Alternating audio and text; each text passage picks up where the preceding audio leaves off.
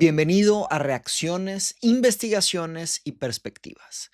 Este video se trata de este libro, se llama The Brain at Rest, El cerebro en descanso. ¿Por qué no hacer nada te puede cambiar la vida? Te comento la historia de cómo conseguí este libro. Yo estaba caminando en una de mis librerías favoritas aquí en Cambridge, Waterstones, y de repente lo vi y yo estoy en un estado ahorita en mi vida en donde estoy como muy exhausto, muy cansado, estoy haciendo demasiadas cosas todo el tiempo sin parar y decidí echarle un vistazo. Entonces, pues leí un poquito por atrás y es de esas veces que un libro como que te lee. No sé si les ha pasado. Era el libro del mes, entonces decía el libro del mes, Book of the Month, y yo me iba a comprar un café y decía que venía con un café gratis, el libro del mes, y dije, pues ¿por qué no? Vamos a ver. Y le eché un vistazo y dije, a ver. Dije: "Oye, esto está muy interesante", y lo empecé a leer, y dije: "Pues va, vamos a ver", y ya llevo un capítulo, y la verdad se me hace un libro muy importante. Entonces, quiero leerlo aquí con ustedes, vamos a leerlo en vivo, vamos a leer, ahora, aquí vamos a hacer un ejercicio nuevo, ustedes saben que me encanta iterar, me encanta innovar, entonces, lo que va a hacer es esto, el libro está en inglés, yo tengo aquí mi book holder, esto, entonces, aquí pongo el libro, me lo pongo aquí, y se los voy a traducir simultáneamente. Esto va a estar difícil, pero creo que va a ser una actividad interesante porque va a ser como platicado. No es como que va a ser una lectura monótona. Voy a estar traduciendo, dando ejemplos, enriqueciendo y obviamente comentando, ¿no? Yo quiero hacerlo como si estuviéramos en tipo grupo de libro de lectura, ¿verdad? Entonces, básicamente es eso. Pero claro, antes de entrar en materia, nada más quiero hablar un poquito sobre el autor. Bueno, ese es el libro por si lo quieren comprar. Yo no gano nada de esto, ¿verdad? Pero si quieren buscarlo, aquí está. Ganó algunos premios, le ha ido bien a este libro. Se los voy diciendo. Constantemente nos dicen que debemos de hacer lo máximo de cada momento precioso, pero cuando dejamos nuestros cerebros descansar y nuestras mentes divagar, algo mágico sucede. Entonces, básicamente digo 3 puntos aquí, ¿verdad? Bueno, se los leo mejor directamente del libro, aquí atrás. Nada más, ahorita se los leo. Primero voy a hablarles de Joseph Gebelli. Este compadre de aquí es Joseph Gebelli. Él estudió neurociencia, tiene su doctorado por el Instituto de Neurología de University College London y su doctorado fue en neurobiología. Su investigación se enfoca en la biología de las células del Alzheimer y él vive en el Reino Unido. Entonces, el descansar, el cerebro en descanso. En fin, aquí está. Penguin Books, una muy buena editora. Y les leo aquí rápidamente esto y luego la parte de atrás del libro y arrancamos. Dice, constantemente nos dicen que hagamos lo máximo de nuestro tiempo.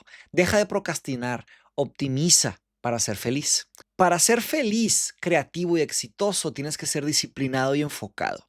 La cosa más importante es ser eficiente con cada preciosa hora, cada minuto cuenta. Pero cuando dejas tu cerebro descansar y tu mente divagar, algo mágico sucede.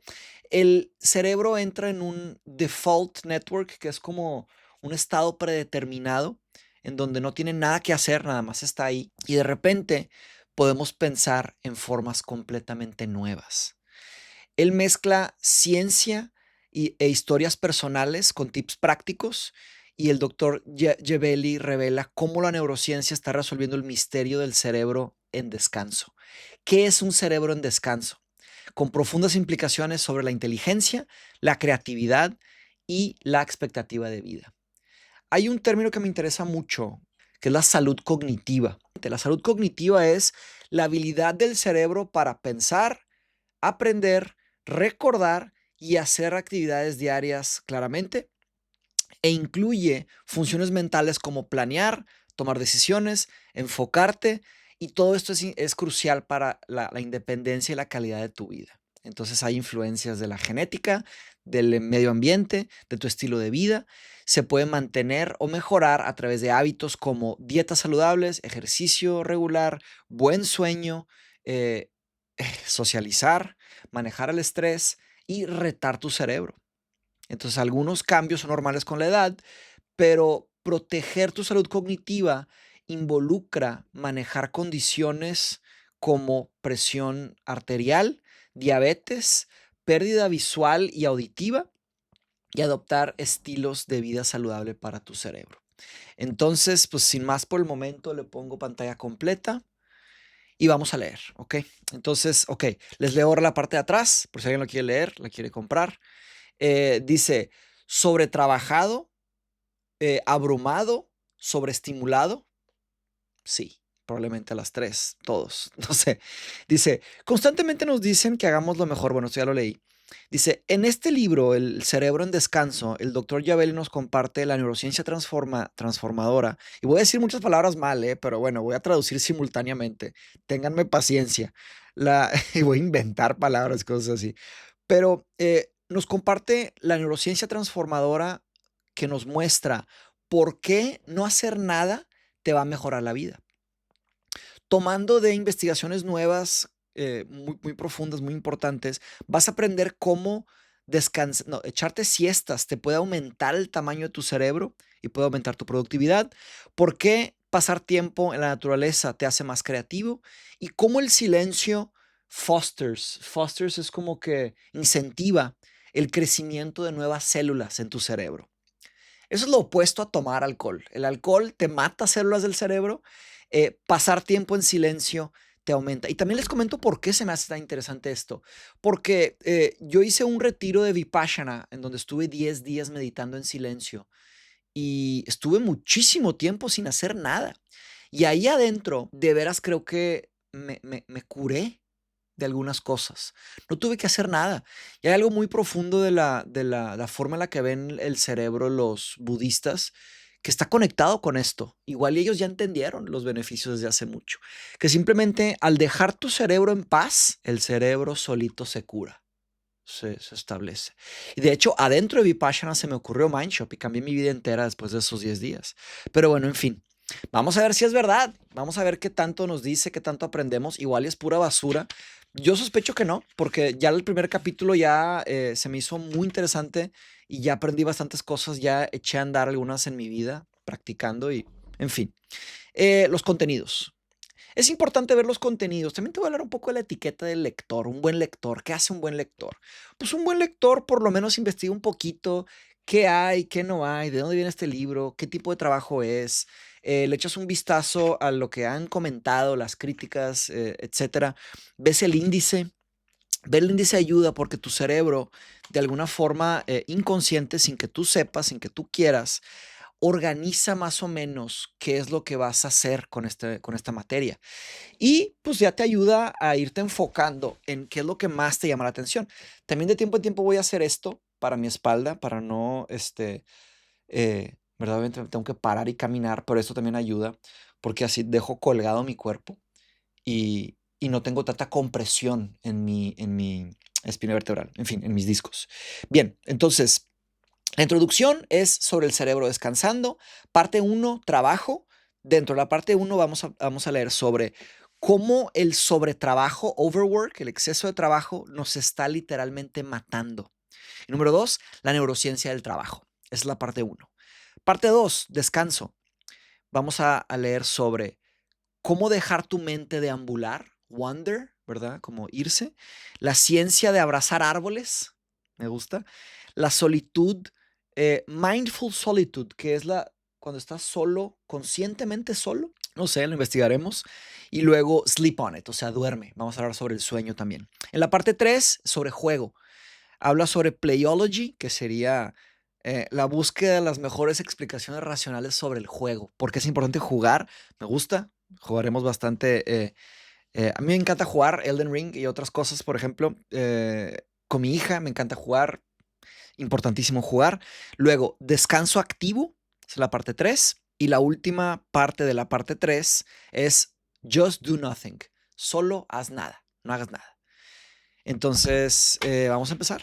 El patrocinador de este video es Mateus, mis clases de filosofía. Si quieres aprender filosofía conmigo, entra a mateusrosarin.com y ahí va a haber un grupo esperándote para que te unas a estudiar con nosotros.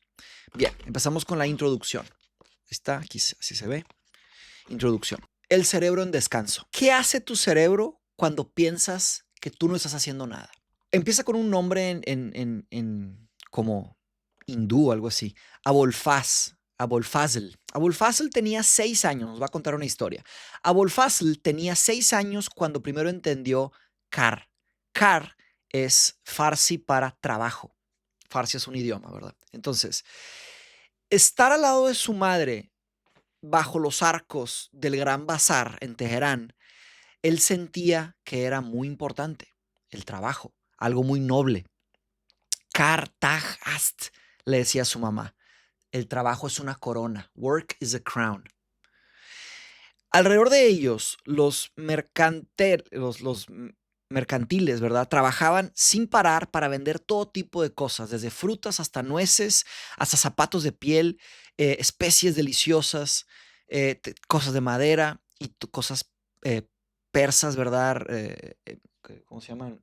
Asientos persas, eh, tapetes persas. Hombres viejos sentaban con las piernas cruzadas en las esquinas, tomando té con cubos de azúcar y compartiendo historias de viejos reyes y poetas persas. Después, cuando estaba un poco más viejo, Abolfazl, esta persona, escuchaba a su papá roncar a través de una larga siesta y se sentía con peligro. Necesitaba despertar a su papá, quería despertar a su papá. Cuando se acercaba al cuarto para abrir la puerta, hay una mano lo frenaba. Era su mamá. Su mamá lo veía y le decía con una intensidad que se recuerda hasta hoy. Starhat Karsad Adst, le decía firmemente. Descanso es sabiduría. Rest is wisdom. Eso es lo que voy a usar esto. De hecho, necesito una pluma para ir subrayando. Es una buena práctica también. Rest is wisdom. Descanso es sabiduría. 15 años después, Abolfazl, este personaje, esta persona, está sentado en una oficina pequeña, en un cubículo, en una torre muy alta en Inglaterra, en Bristol. Ok, 15 años después de esto que acabamos de leer, Abolfazl está sentado en una oficina y está en una torre en Inglaterra. Los 80s se lo llevaron, como muchos de sus compañeros de Irán, eh, al trabajo absoluto. Con una mente para las matemáticas, él consiguió un trabajo programando computadoras. Se casó, tuvo 2 hijos y empezó a hacer a su familia de Irán muy orgullosa, tal vez mandando dinero, etcétera, ¿verdad? Sus días eran largos, puntuados por tecleando intensamente, leyendo mucho, y moviendo papeles y un sentimiento absurdo de que lo estaban observando. Las interacciones eran mínimas, a veces limitadas a pequeños correos y pequeños encuentros informales, ¿no?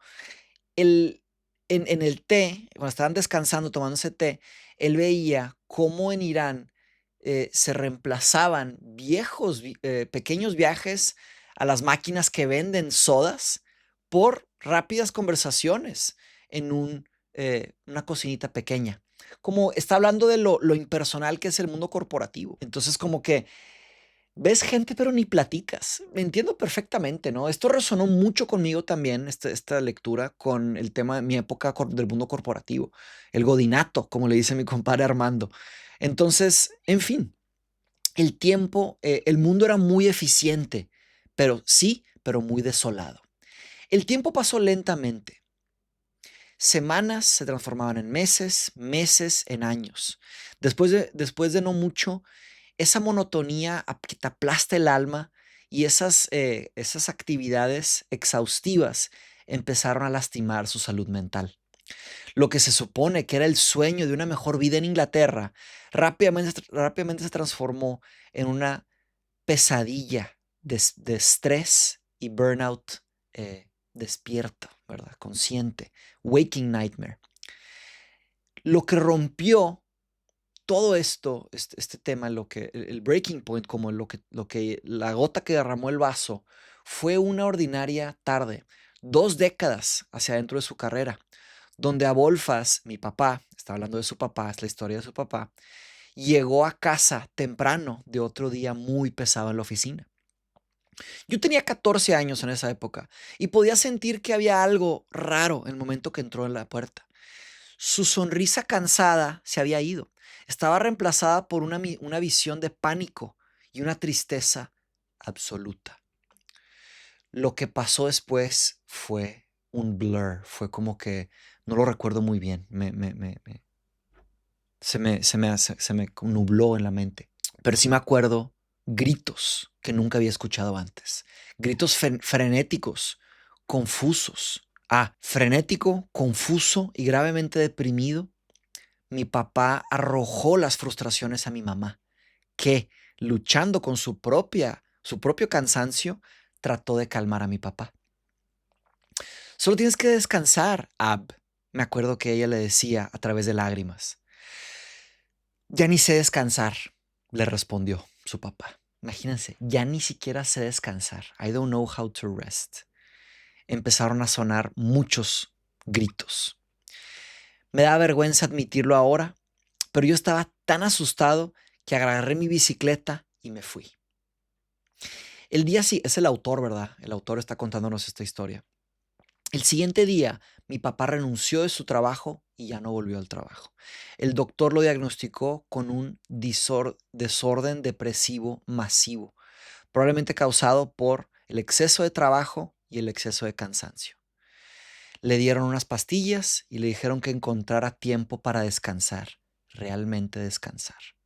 Y cuando escucho esto, pienso en mí mismo, yo tengo que descansar. Ahorita acabando esto me voy a ir a descansar. Dice, ahora, y fíjense, tú también, tú tal vez deberías de encontrar tiempo para descansar. ¿Cómo? Me puedes decir. Muy difícil. Pónganme en los comentarios, ¿qué tan difícil para ti es descansar? Continuamos. Ahora mi papá duerme a través de la mayoría de las mañanas. Dice muy poquito, hace muy poquito.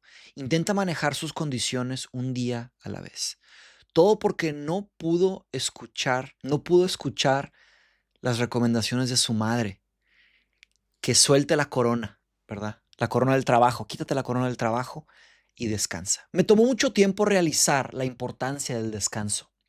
Cuando yo era un investigador en la Universidad de Washington, yo pasaba días conduciendo experimentos en el laboratorio, escribiendo papers académicos y mentoreando estudiantes. Acababa a las 7 de la noche, solo para irme directamente a una tienda de café y trabajar en otras aplicaciones académicas. Y trabajar en mi primer libro hasta las 10 o las 11 de la noche, todos los días. Era exhaustivo, con mis metas siempre un poquito más lejos de mi alcance. Y yo seguido acababa destrozado, wiped out. Volteando hacia atrás, yo podía ver que yo me estaba forzando a mí mismo tener esta gran carga de trabajo porque me sentía inmersido, impuesto por mí mismo una presión para lograr cumplir mis metas, to achieve. Me estaba transformando en alguien miserable. Pero en esa fase de mi vida, estaba en esa fase de mi vida cuando todas las viejas fórmulas parecían tan relevantes. Piensas que mientras rápido corras, mejor te vas a hacer. Mientras más duro trabajes, más lo vas a lograr. Poco sorprendentemente, este estilo de vida tuvo un peso masivo en mi salud mental y en mi salud física. Yo estoy en eso, ¿eh? Me dio una hernia discal también por el exceso de sedentarismo y ese exceso de trabajo. Dice, mi memoria, mi enfoque, mi creatividad y mis habilidades cognitivas se desvanecieron. Era incrementalmente difícil concentrarme y pensar sobre los problemas que me contrataron para resolver. Ya no hacía bien su trabajo. Mi ansiedad explotó, haciéndolo muy difícil concentrarme en las tasks, son tareas, en las tareas, y me estaba empezando a causar noches sin sueño. No podía dormir. Llenaba mi mente de pensamientos acelerados, racing thoughts. También vamos a practicar un poco de inglés aquí, mi estimado Reaper. Mis niveles de energía se cayeron. Yo estaba fatigado y estaba de mal humor todo el tiempo. Mi sistema inmune estaba débil. Me enfermaba de colds, de gripas todo el tiempo y de dolores de cabeza todo el tiempo. En papel me estaba viendo muy bien, pero en realidad me estaba viendo muy mal. Es difícil esto, ¿eh? Hay que poner mucha atención. El burnout, la sociedad del cansancio. Me acuerdo de mi compadre Roberto. De hecho, ayer grabé con Roberto y platicamos sobre esto, sobre el tema del cansancio y que él decidió bajarle un poco a su ritmo. Yo le estoy también tratando de bajar. Es que a veces no se puede bajarle. A veces la vida va tan rápido que Si le bajas, pues, ¿qué haces? Pero bueno, tienes que encontrar una forma. Si no, a largo plazo vas a acabar mal. Y esto me lo estoy diciendo a mí mismo aquí en vivo. Es raro grabar solo, pero cada vez me acostumbro más. En fin, a medida que pasaron los años, se me hizo claro que esto no era sustentable a largo plazo. Como mi papá, yo estaba yendo a una situación de cansancio absurdo, burnout, una seria situación de salud mental, una condición horrible. Mi cerebro estaba mandando señales urgentes. Era, en ese tiempo empecé a escuchar. Entonces, lentamente empecé a desconectarme del trabajo. Dejé de quedarme hasta tan tarde solo para que me vieran. Esa es la otra. Hay gente que se queda hasta tarde para que los vean. Sus jefes, ¿verdad? Por ejemplo, o sus colegas. Otra vez, corporativismo, godinato. Dejé de trabajar mientras estaba enfermo solo para probar mi dedicación. Dejé de irme esa milla extra solo para verme bien, cuando en realidad a nadie le importaba. Esa es otra. Eso me identifiqué mucho. Yo tengo unas metas bien exigentes para mí mismo y cuando no las estoy logrando, me ataco a mí mismo. Claro que es verdad, Byung-Chul Han, que nosotros nos convertimos en nuestros propios jefes y ahora somos nuestros propios tiranos, ¿verdad? Cuidado. Gradualmente empecé a dejar ir la presión del presentism, del estar siempre presente y la constante necesidad de lograr las cosas. Eventualmente decidí dejar el mundo académico y perseguir escritura a tiempo completo, escribir de tiempo completo. Qué bonito, qué bonito. A mí me gusta cuando la gente renuncia. Se me hace un momento importante. También es triste, pero creo que hay algo muy especial al renunciar. Hay mucho miedo también, no me malinterpreten, pero hay una emoción masiva que pocas cosas te dan esa emoción. Renuncia. ¿Tú por qué no renuncias? Dame tus motivos. ¿Por qué no renuncias? Explícamelos y los platicamos aquí con gusto. Con un amigo hablé sobre un libro en donde el mundo entero renunciaba a su trabajo al mismo tiempo. Al mismo tiempo, todo el mundo renunciaba a su trabajo. Escribir una novela sobre eso estaría increíble. Hay una idea para una novela si alguien quiere escribirla. Claro, lo fácil es la idea, ¿verdad? Entonces, ok, con una actitud más relajada hacia el trabajo, mi salud ha mejorado drásticamente. Duermo mejor, mi energía regresó y estoy enfermo mucho menos veces. Además, mi habilidad de enfocarme, resolver problemas, ser creativo y escribir fluidamente ha volado. Increíblemente, hoy soy más productivo y eficiente que nunca. El descanso, me he dado cuenta, es esencial para mi salud y mi productividad. Oh, sorpresa. Pero ¿por qué y cómo es el caso? Bueno, antes de continuar, démonos cuenta que México, por ¿verdad? El país donde yo crecí, donde muchos de aquí están en México, ¿verdad? Pero Latinoamérica se puede decir algo parecido. Pero México en específico parece ser que es el país donde más horas se trabaja al año. Entonces el tema del cansancio en México está desbordado seguramente. El descanso, me di cuenta, es esencial para mi salud y mi productividad. Pero ¿por qué y cómo es el caso? Lo que está detrás de esa sabiduría del descanso, que mi abuela me dijo, ¿qué está por detrás de esa sabiduría del descanso? Por detrás de todos esos tips, esas recomendaciones de mi abuela. Guiado por mi conocimiento como neurocientífico, y empujado por la tóxica relación de mi familia con el trabajo, empecé a explorar la neurociencia del descanso, The Neuroscience of Rest. Esto lo voy a subrayar. The Neuroscience of Rest. Y lo que descubrí fue extraordinario. A través de la historia, gente ha sacado los máximos beneficios del descanso. Charles Darwin usaba considerable tiempo pescando y tomándose descansos a través de sus estudios y sus escrituras. Maya Angelou defendía un día lejos del trabajo para bañarte y descansar, caminatas solas, ¿verdad? Solitarias, y tiempo pasado sentado en los parques, observando el misterioso mundo de las hormigas. Karl Marx trabajaba extensivamente, pero pensaba que el descanso llevaría a un florecimiento de creatividad mundial. Wow. Rest would lead to a blossoming of universal creativity. Creatividad universal.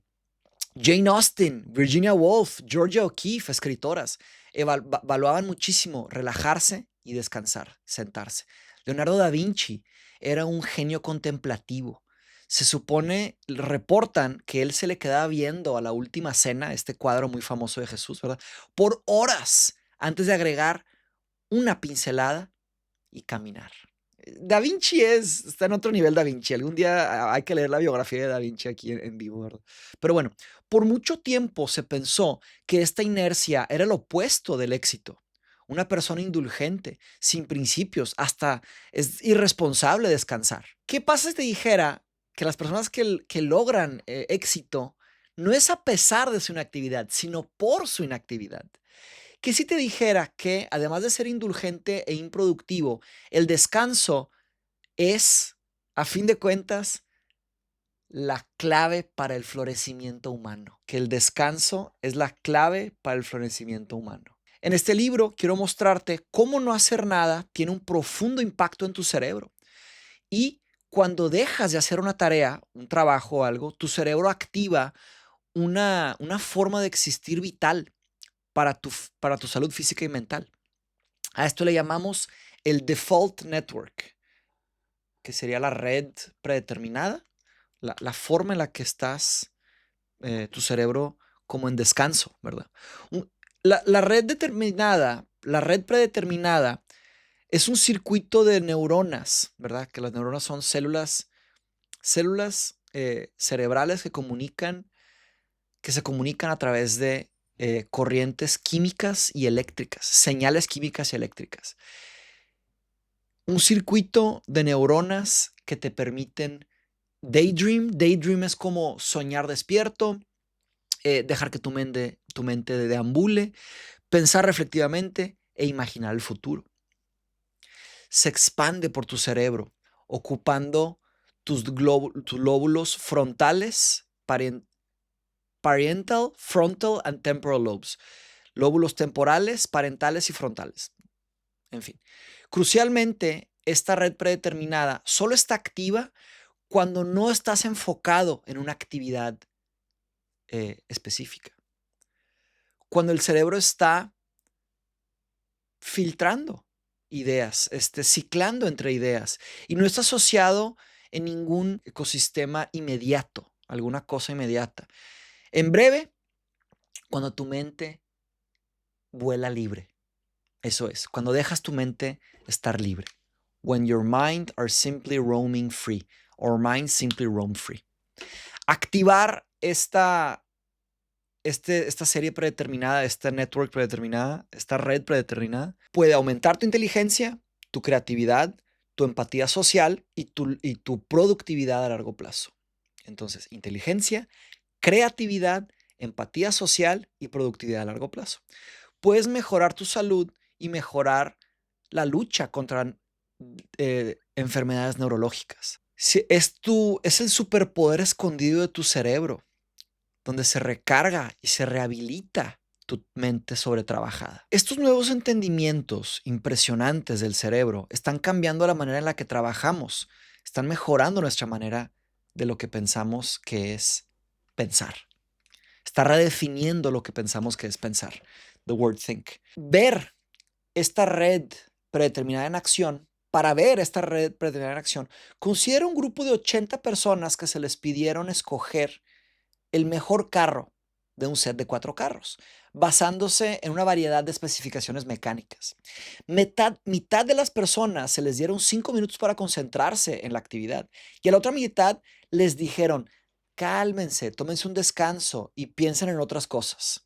Después del descanso, los investigadores de la Universidad de Ámsterdam encontraron que el grupo segundo, el que descansó, sacó calificaciones extremadamente más altas, trabajando el problema de formas más eficientes. ¿Verdad? Entonces, los que se fueron a trabajar en friega no lograron encontrar eficiencia, los otros sí. Otro ejemplo viene de una observación de 52 doctores y enfermeras trabajando 12 horas por noche, ciclos de 12 horas por noche. La mitad del equipo se les dijeron que tomaran siestas de 40 minutos, mientras los otros trabajaban continuamente. Los investigadores de la Universidad de Stanford encontraron que el grupo que descansó sacó muchas mejores calificaciones en los exámenes de atención y en los exámenes simulados de medicina. Similar Medical Test, en los exámenes para saber si sabían, ¿verdad? Incluyendo insertar un catéter en un paciente virtual. Al hacer nada, se hicieron mejores para todo. Haz nada, aprende a hacer nada, nos dice este libro. Mientras el tiempo necesario para llegar a los beneficios de la red predeterminada es aún oscuro, sabemos que mucha gente, si se les dan 20 minutos de descanso durante un examen de consecuencia, donde a las personas se les pide hacer un listado de muchas consecuencias para un posible escenario, les va mucho mejor que la gente que no descansa, con 20 minutos de descanso. Gente hace mejor las cosas con 10 minutos de descanso. Un ejemplo de un examen de consecuencia es, por ejemplo, preguntarle a la gente, y cuando le preguntas a las personas, ¿cuál es el resultado si las personas ya no pudieran dormir? La gente responde, podrían hacer más, podrían eliminar el cansancio, podrían hacer las alarmas inconsecuentes. No, hombre, si no duermes te mueres, ¿verdad? Si la gente no necesitara dormir, nos meteríamos en serios problemas como humanidad. Además, las acciones involucran, las tareas que involucran resolver problemas, insights sería como formas de ver los problemas espaciales y verbales, adquieren un gran beneficio de 30 minutos de descanso. Entonces, básicamente, hay ciertas tareas, ciertas cosas que tienes que hacer que requieren más descanso que otras, lo que está argumentando, ¿no? Dice, estas tareas pueden ser todo desde calcular un porcentaje hasta nombrar muchas palabras que empiezan con la letra K. Pero se podría argumentar que la mayor afirmación del descanso viene de recientes metaanálisis, que son una revisión de docenas o cientos de estudios que revelan que 73% de todos los estudios en el campo de resolver problemas reportan efectos positivos, no solo con 30 minutos de descanso, sino después de largos periodos de descanso entre 4 y 24 horas. Wow. Como regla general, mientras más tiempo pasas haciendo nada, mejor es para tu cerebro. Y ahí está lo difícil, ¿verdad? ¿Cómo le haces para poder descansar 4 horas o 24 horas? Esto es bien complicado, bien complicado. Pero en fin, hay que luchar por eso. ¿Cómo? Pues a cada quien le toca a su manera. En fin, también tenemos que ver qué hacemos con nuestro tiempo de ocio, ¿verdad? De pronto tienes tiempo libre. ¿Qué haces con tu tiempo libre? Y calcula. Díganme aquí, dime en los comentarios, ¿cuántas horas calcula, verdad?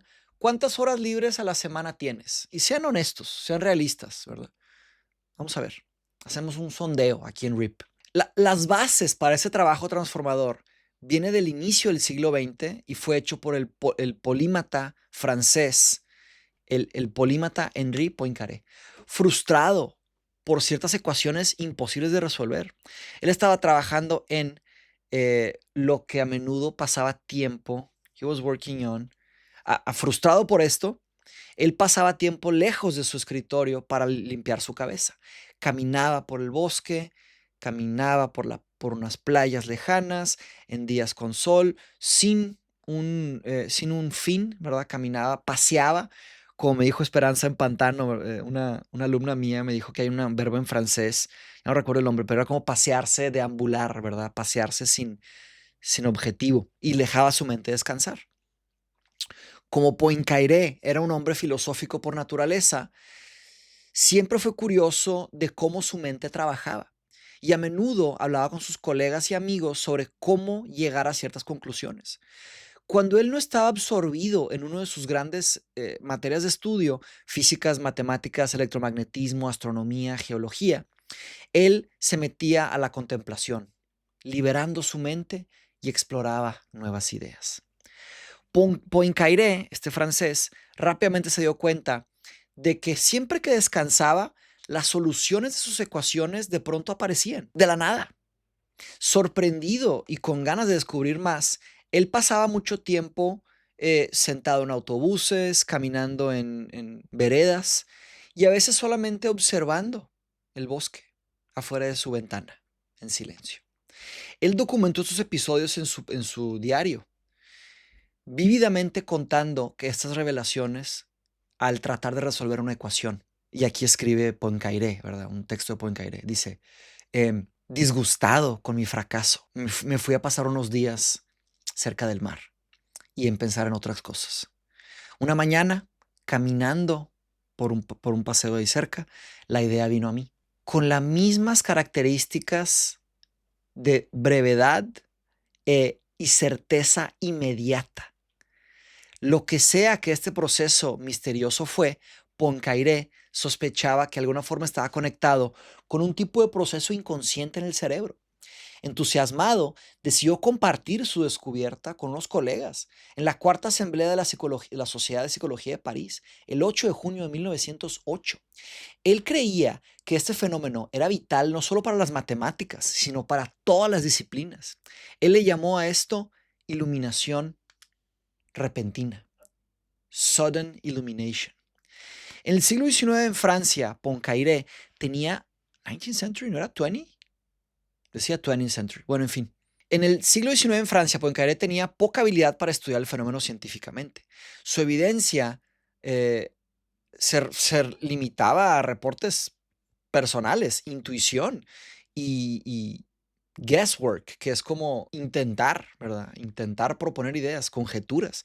La ciencia solo era tan buena como la ciencia siempre. Esa está muy buena esta frase, me acuerdo que ya la leí. La ciencia solo es tan buena como las técnicas de su tiempo. Y Poincaré y los contemporáneos eran guiados por racionalismo, una filosofía tradicional, una tradición filosófica que enfatiza la lógica, la razón y más recientemente el trabajo empírico. Entonces, Poincaré, todos sus hallazgos fueron encontrados con escepticismo, nadie le creía, nadie le creía. Pero fue solo cuestión de tiempo para que los científicos lograran realizar la significancia, lo importante de esta descubierta de Poincaré. Entre estos hallazgos, entre estas personas que lo estudiaron, está el físico alemán Hans Berger, quien en 1929 mostró que el cerebro está constantemente ocupado, aunque estés descansando. Interesante esto, ¿no? El cerebro está constantemente ocupado, aunque estés descansando.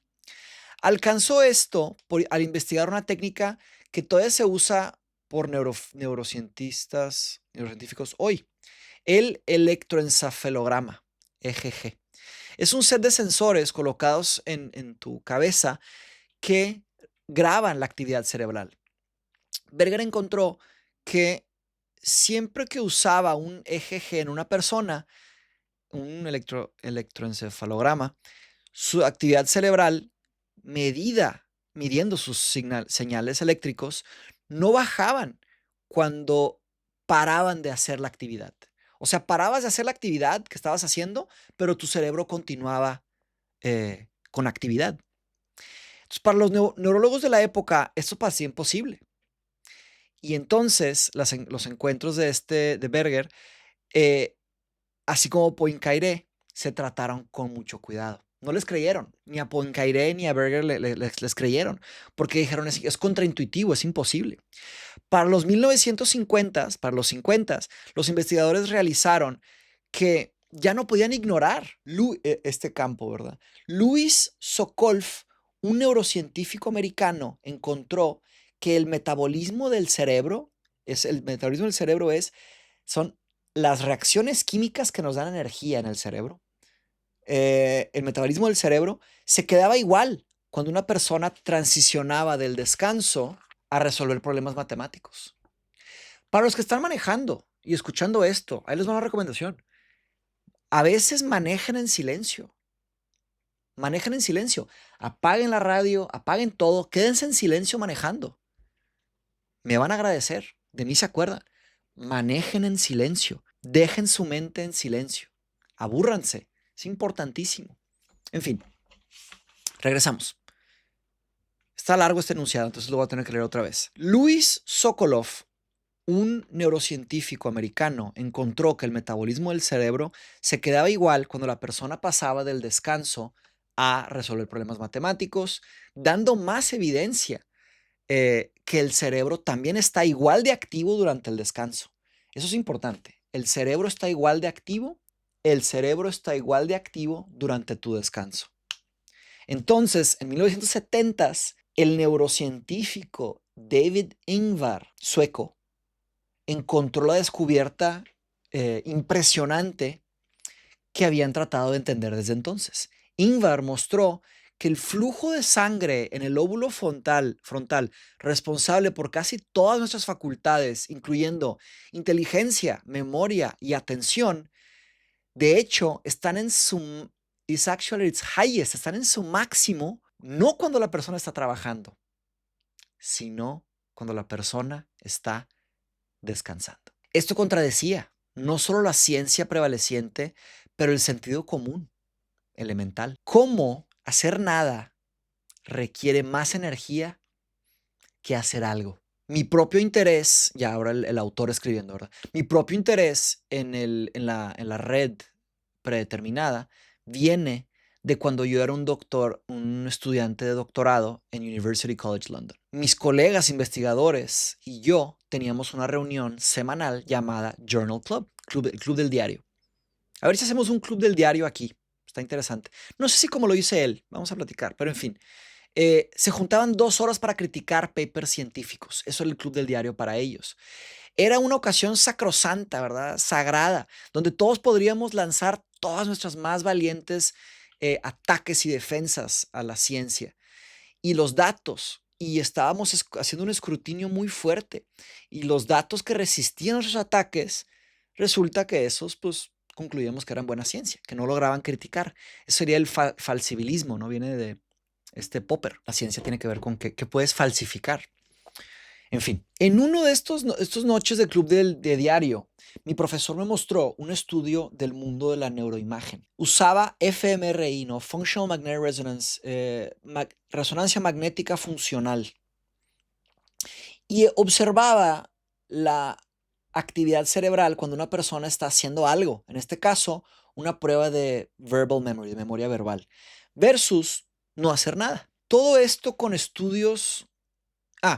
Así como con todos los estudios de neuroimágenes de este tipo, los resultados mostraban parte del cerebro iluminándose como una ciudad en la noche. Pero hay un problema. Las señales de estas neuroimágenes, de esos estudios, se generaban después de subtraer el background, la señal de atrás. Sin esto, sería virtualmente imposible detectar actividad específica cerebral. Ahora, esto no significa que esos estudios de resonancia, ¿verdad?, son mala ciencia, pero sí sugiere que son algo engañosos. Para el background noise, para todo lo que sucede por detrás, lo que se esconde en estos exámenes, eh, for the brain's background, todo eso que está atrás, que no sabemos, bueno, que ahora sabemos que incluye la red predeterminada, ahí pueden haber, ahí pueden estar los misterios más profundos de la mente. El punto aquí es que en estos estudios se ven neuronas y como ciudades así, actividad cerebral, pero se esconden lo demás. Él dice que hay atrás en eso todo oscuro, lo que nadie está viendo. Dice, me acuerdo de levantar este punto con mi profesor del doctorado y preguntarle si ella estaba de acuerdo. Y si sí, ¿qué significa esto para nuestro entendimiento fundamental del cerebro? Justo al club del periódico, ella volteó la pregunta para mí, la question. Ya estoy empezando a cansarme, necesito un buen descanso, me voy a ir a descansar. Me voy a ir a hacer nada ahorita. Me regresó la pregunta. ¿Qué piensas que dice de nuestro fundamental entendimiento del cerebro? Le regresó la pregunta a él, básicamente. Sintiéndome amenazado y un poco nervioso, como comprobado. Recuerdo haberle dicho que la forma en la que hacemos escrutinio con el cerebro, criticamos el cerebro y lo investigamos, es problemática. Al estar constantemente buscando lo que se prende, producimos excelentes datos y muy bonitos y hasta observaciones muy interesantes, pero no tenemos un entendimiento profundo de cómo funciona la mente. La resolución de nuestras imágenes estaba de 1 a 2 milímetros. Eso es muy bajo.